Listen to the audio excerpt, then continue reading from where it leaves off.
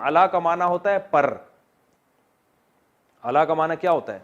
یہ پر کا معنی وہ پرندوں کے پر نہیں, کسی چیز کے اوپر. جب علیہم, ہم ضمیر ہوا ہما ہم, ایسا ہوتا ہے نا, ہم اور ہم ایک ہی چیز ہے, ان سب مردوں کے لیے. طیرن پرندے کو کہتے ہیں, اردو میں استعمال ہوتا ہے طیارہ. ایک طیارہ گر کے تباہ ہو گیا کہتے ہیں کہ نہیں کہتے؟ تو طیارے کو طیارہ کیوں کہتے ہیں؟ اڑ رہا ہوتا ہے. طائر عربی میں پرندے کو کہتے ہیں. تو اردو میں اس کی مثال کیا ہے؟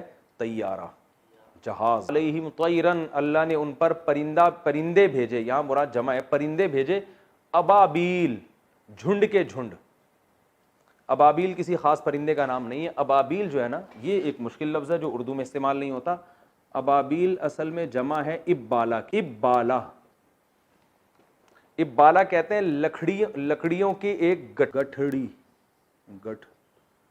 گٹھری ہوتا ہے, گٹھڑی ہوتا ہے, گٹھری, بس جو بھی ہوتا ہے, جس قوم میں جو ہے وہ یہاں ڈال دیے گا, ٹھیک ہے نا, گٹھری. ابالا ابابیل, ٹھیک ہے نا. تو لکڑیوں کی گٹھریوں کا ایک پورا مجموعہ, ٹھیک ہے نا. تو اللہ فرماتے ہیں اللہ نے ان پہ پرندے بھیجے, یعنی گویا پوری, یہاں مراد لکڑیوں کی گٹھریاں نہیں ہے, کیونکہ پرندوں کا ذکر ہو گیا تو مراد کیا ہو گیا؟ پرندوں کی پوری گٹھریاں. اب یہ قرآن کی بلاغت ہے کہ پرندوں کو گٹھریوں سے تعبیر اس لیے کیا کہ جیسے گٹھریاں لکڑیوں کی جو گٹھیوں کو باندھ کے اکٹھا کرتے ہیں نا, تو ایک دوسرے میں